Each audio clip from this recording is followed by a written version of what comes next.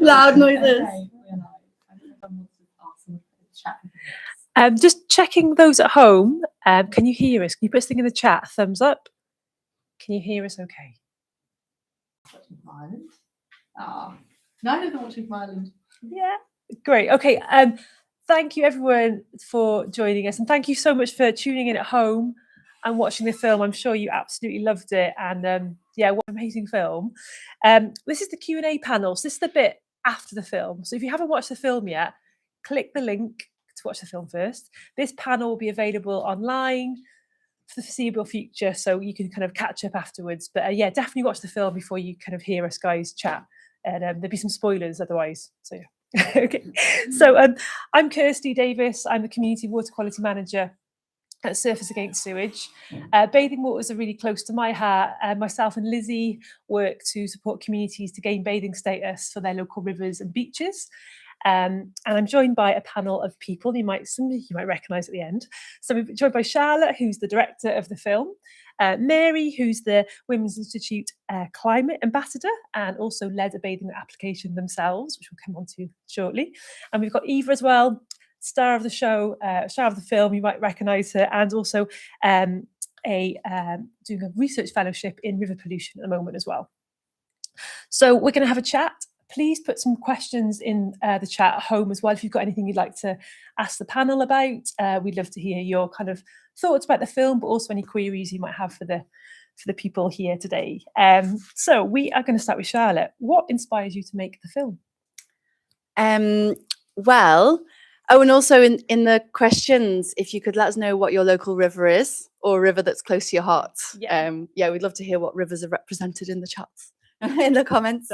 But yeah, so yeah, I'm Charlotte. I grew up sort of on the Mersey, but had moved to Bristol, settled in Bristol, and just saw this stunning river. I mean, you know, that you saw in the film, absolutely beautiful. And I'm so lucky to sort of see it from my house. I can actually see it from my bed.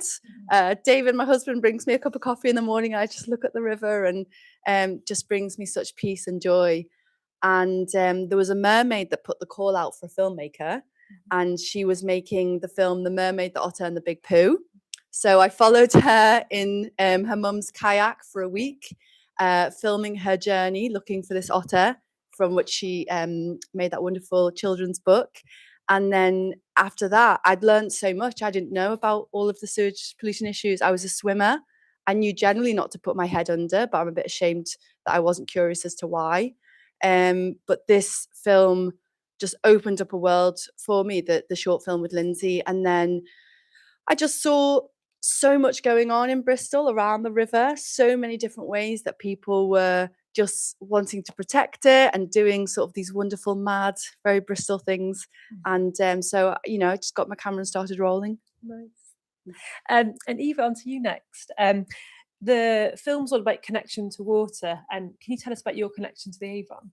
Yeah, sure. The connection that I have to the Avon came at a point in my life where I was doing my PhD at the University of the West of England up in Bristol, and spending a lot of time thinking about rivers, but it very much in like an empirical way, I suppose, very numbers heavy and dry, I suppose, in a lot of ways. And I think I had swam in the Avon a few times living in Bristol. Like I lived in like a small flat without a garden and stuff, so it became like a really lovely like outdoor space to be in. But I think all of this came about through like a community connection that I made with Becca and Em and the rest of the Common Bathing group, and I think it brought a lot of like human substance to the work that I was doing in like an academic way, and it really made it into something quite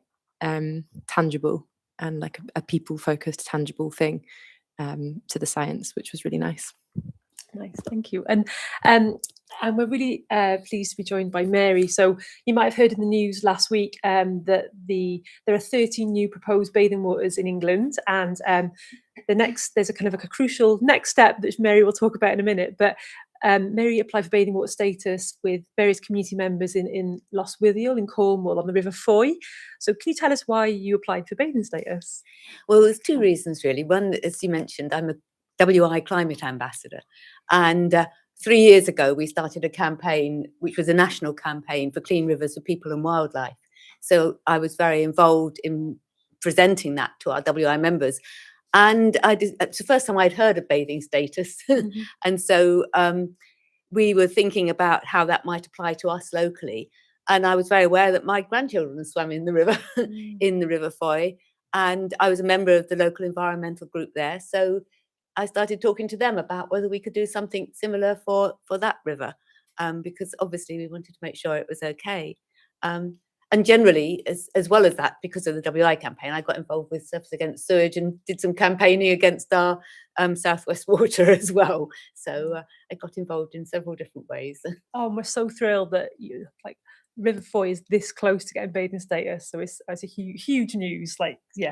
And Charlotte, kind of since the film's being screened, kind of what impact have you seen have it on the conversation around water quality and the sewage pollution issue? Yeah, I think it's really nice to be able to gather people around what's motivating everyone. We're not all motivated by our hatred of this, people making a lot of money out of polluting. We're gathered because we love rivers, we want to protect them, and we feel the benefits from them. So it's nice to have a film that focuses on that and celebrates that. And I see a real positivity in that people can gather and explore this, and also explore the sort of creativity and the fun and the mix, because the creatives just adore what the citizen scientists and the scientists can do, the sort of scientists and the engineers and the wonderfully nerdy sort of river people who are doing all those wonderful the kick samples and all that really hard work are really enjoying the fun that's being brought by the sort of people who do the event organizing or the music. All works together because we all sort of need that joy and that creativity and that positivity to keep going, because it's an issue that's not ever going to really go away. So we need that energy to keep going. And I think a lot of groups have seen how sort of puppetry is being used, or parties and gatherings. And so I've toured with the film, and there's been groups that have sort of taken that on and have started their own sort of campaign, which has been really lovely. Nice. And Eva, I think, as Charlotte said, that kind of the monitoring of water quality, citizen science is the term given for this amazing movement of communities that are testing water quality in their rivers and their beaches. And how much of a role does citizen science have and play in campaigning to clean up our waters? Oh, it's huge. It's so impactful. I think one of the main ways, obviously, other than the engagement side of things, I think from an actual data perspective, it underpins a lot of what we know about water quality, and it augments on top of existing official monitoring programs that in a lot of ways just don't really cut it. Most rivers get monitored for ecological status or ecological health, which is the main kind of way that we assess water quality, once every 5 or so years. That's the kind of health check that they get. So it's really infrequent. And then, obviously bathing waters are monitored more frequently over the summer, but there aren't that many bathing waters. There's a lot more now. But so I think it's a lot of the citizen science work that's being done is really kind of augmenting a lot of the gaps that are left by the regulator, essentially, in the government. And that's really important, because that's kind of gives us a really big kind of spatial and temporal scale to water quality that we wouldn't otherwise have. Yeah, it's a tangible thing to be able to do as well, isn't it, for your well-loved waterway. And Mary, kind of, I suppose the question we've seen in the film, the steps that you took at Codham to apply for bathing status, and how did that work for you? How did you apply? What's the process? Well, I must say we were very lucky. Watching that film made me realise how lucky we were and how much easier it was for us than it was for them. But yes, I mean, we started off with just a small group of us. I'm a member of the Lostwithiel Environmental Action Forum, LEAF as we call it, Yeah. and I was keen to think about designated bathing status for the river, and they were as well. And we got together and got a small group together to think about how we could push it forward and how we could engage with the local community. And they had a little bit of funding, so we managed to get some really nice little A5 sized leaflets. And then every local event that there's a thing called Lost Fest, which is very much a community festival for the area. And we would hand these out there, and we would try and get people to come and talk to us as we handed them to them, and getting their support, and then they'd fill in our questionnaire. So it was about how we could engage with the local community, and we really had to spend a lot of time doing that. So that was first step, and the other important step was getting people like the council on board. As we know from the film, right, it's not an easy step, that one, is it? No, we had fun with the town council and then discovered they weren't the ones that were more important, they were just the landowners, and we still had to then tackle the county council, so it was quite a challenge. And I think we'll come on to it onto a second, like how you at home you can support Lostwithiel, as well as the 12 other bathing waters. They're up for their consultation, so we'll definitely prompt that at the end of the chat in a sec. So Charlotte and Eva, like what's happened in Bristol, I suppose, since making the film? Like, you've obviously got the Conham bathing group, like what's the developments, what have you seen? Quite a lot's happened actually. So I've since left Bristol, and I live down here in Cornwall now, but there's loads going on still with the Conham bathing group. And there's some really exciting updates. We launched something called the Thriving Avon Charter about maybe a year and a half ago now, which was basically something that we wanted people to sign to pledge to protect the river, essentially. But that's kind of being taken off now by all of the kind of the group who are still up in Bristol, and they're looking at kind of linking up with other like local authorities regionally around the southwest, and around the general sort of the southwest bioregion, with another group called We Are Avon, to kind of push the charter forward. And there's also talks about potentially applying again for bathing water status, because that is still still in the cards, hopefully, still trying. But yeah, obviously we've moved away from the mayoral system in Bristol now. So there's opportunities there. There's a new harbour master coming in, so that's another opportunity. So I think it's kind of, we're just trying to get support basically from councillors and the harbour master, and hopefully we'll move forward with potentially another bathing water application this year, but we'll see how that goes. There's been a baby. There's been a baby, I think, inspired by the goddess of the Wye, and led by Meg, who married the river in the film. There was a community created puppet made out of sort of wicker and willow, but with disco ball eyes, because it's Bristol and she's got to rave. And Meg sort of really researched the folklore of the area and learned about this Avona sort of ancient being. And just as a community, we created her, and she's been on the dance floor after one of the screenings. And it's just a way to gather people and continue that creativity, continue that fun. And and I think Conham bathing has grown in the past few years. It's really cool. There was a lot of attention, we sent a lot of sort of audio reports, didn't we, to the Today programme. And then we did a lot of sort of screenings with the film. And so from sort of Aggie was a co-producer on the film and in the film, and we sort of joined Conham bathing. So then Conham bathing was sort of like 6 people, and then now it's sort of around 60 volunteers, and that's really lovely. And we're testing now through the year with Surfers Against Sewage, which is really cool. It's just so much going on, isn't it? Yeah, so cool. I like, fingers crossed for your bathing water application. Hopefully this is the year, right? And Mary, there's one more hurdle to overcome, isn't there? Tell us how we can support Lostwithiel with their bathing application, that final step. Yeah. We were just so thrilled to get the application accepted because we had to jump through so many hoops. Then it was an enormous amount of work, as I'm sure you all know. And so yes, now it's out for consultation, and it's 5 weeks, I think it is, isn't it? That we've got to get all the responses in, and the more positive responses we can get, the more widely it can be demonstrated to be supported, then the better. And so it's important that people do. Well, you've got a link, haven't you? Yeah, we'll get it circulated to you all. Yeah. So it's very important that as many people as possible. I've got all my friends drummed up to do it.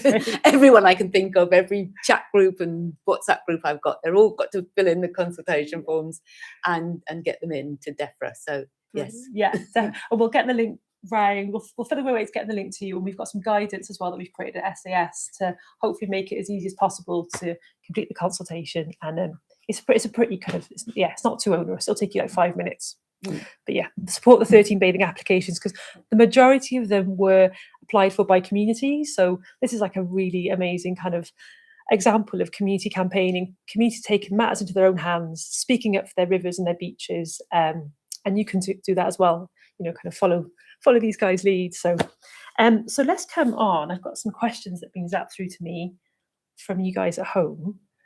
Who have we got? We have got, has anything improved in the water quality on the river since the film was completed?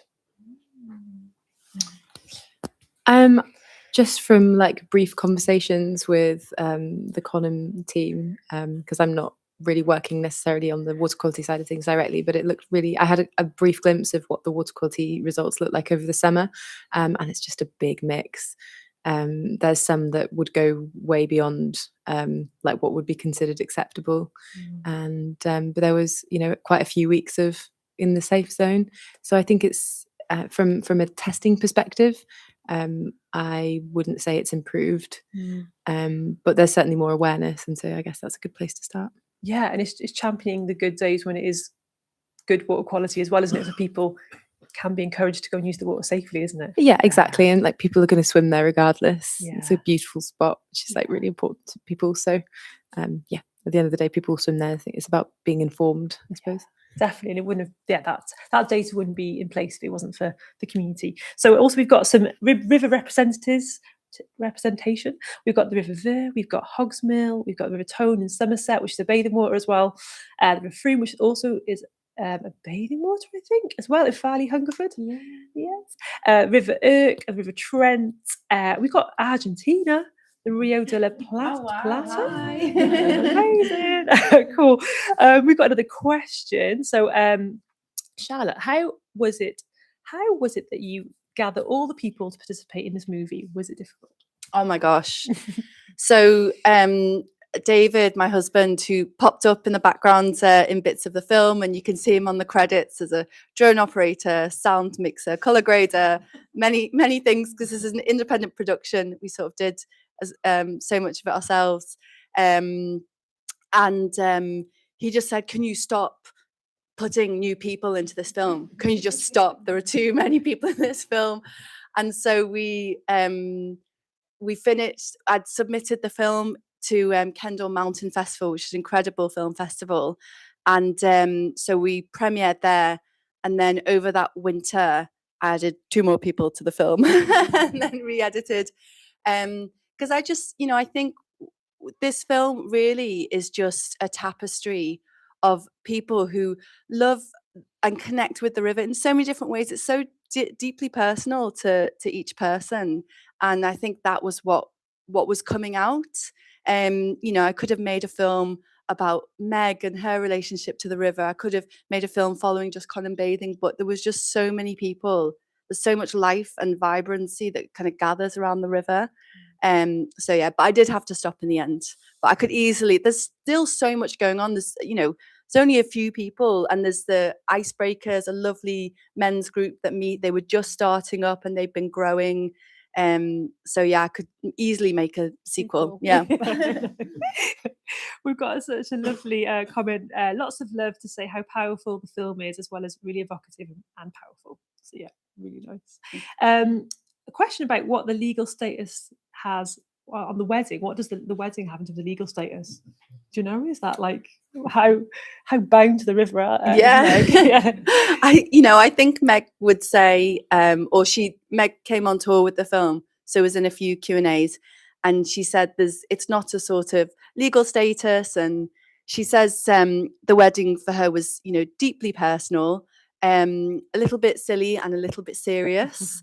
And I think she's trying to make the point of, what commitment can one make to a river, and if a river can be killed, is it alive, and what does that mean? And so I think she's moving forward with Extinction Rebellion, and they're doing a big World Water Wedding Day in March, a World Wedding Day, and kind of seeing over lots of weddings. But I think it's it's more about making a point and illustrating that, we don't think rivers are dead, we think they're alive, and what does that mean, and sort of playing around that in very poetic ways. Meg is a very poetic soul. So yeah.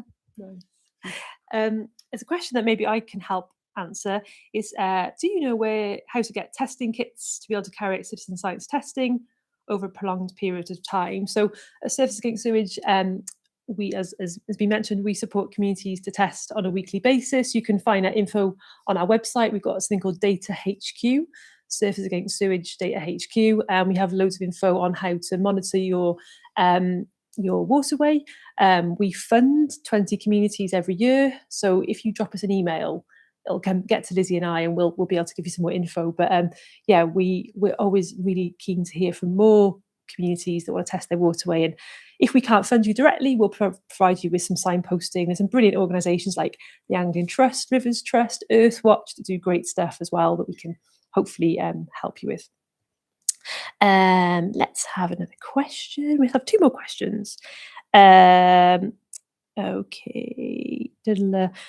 What's next for Rave for the Avon?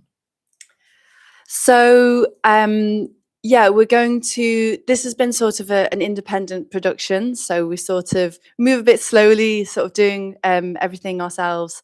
And so we're thinking about, can we do a series where it's the same style of films, where I have a producer that's called this film The Love Actually of the filmmaking, sort of the documentary world, where it's interweaving stories, lots of joy and fun and silliness and the odd moment of sort of pathos. And so I'd love to make that about campaigners on the River Wye, picking up with the goddess who we saw in the film. And Kim, who is the puppeteer for the goddess, is doing some really great work where the goddess will bless some river water before the lawyers of Lee Day sort of carry it into the courts to sort of have the river water there represented in a court case that will decide over whether it's sort of protected or not. And so I'd love to make a film following campaigners on the River Wye, and then maybe other rivers around the world. Nice. And last question for you all. Let's start with Eva at the end. It's a really good question, and it's hard sometimes. I think campaigning is tiring, and you have like these hurdles and bumps in the road. So how do you stay hopeful? Like, what's your hope and dreams and the things that motivate you to clean up our waterways? Great question. I think it's just spending time and doing things that you love that relate to the reason why you're doing it. Spending lots of time in the water, on the water, and like not isolating yourself from people, feeling connected to other people, doing lots of different things in lots of different ways, however they can. And it is tiring, and it is like hard to not feel hopeful sometimes. But I think, keeping inspiration from people and nice places, I think. Yeah, nice. How about you, Mary? Yeah, I think for me, it's very much for the future, for my family and my grandchildren, that what I want for them is a better world. Yeah. And I hope that by campaigning, that's, we're moving towards that goal. And that's really what drives me along. Brilliant. Thank you. How about you, Charlotte? I've been filled with hope going on tour with the film, because I've, had a lot of different screenings. We'll have one with Surfers Against Sewage. We've sort of run some screenings together, or the Rivers Trust, and or River Action. And just everyone from all the charities have said it is citizen science that has completely changed this and has really like changed the tide to have a water pun.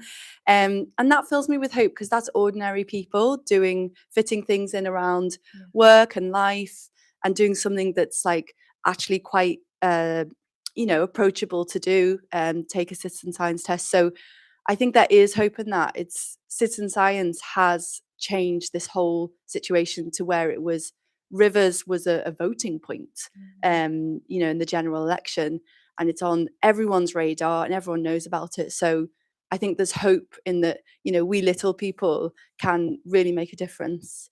And also it means we get to go to the river and enjoy the river while we're at it. So that's not a bad thing. And like local action absolutely translate to national action for sure. Yeah. Well, thanks everyone. It's been so good to speak to you. Thanks everyone for home for joining us. And have a good rest of the evening. Big round of applause for Phil. And the panel.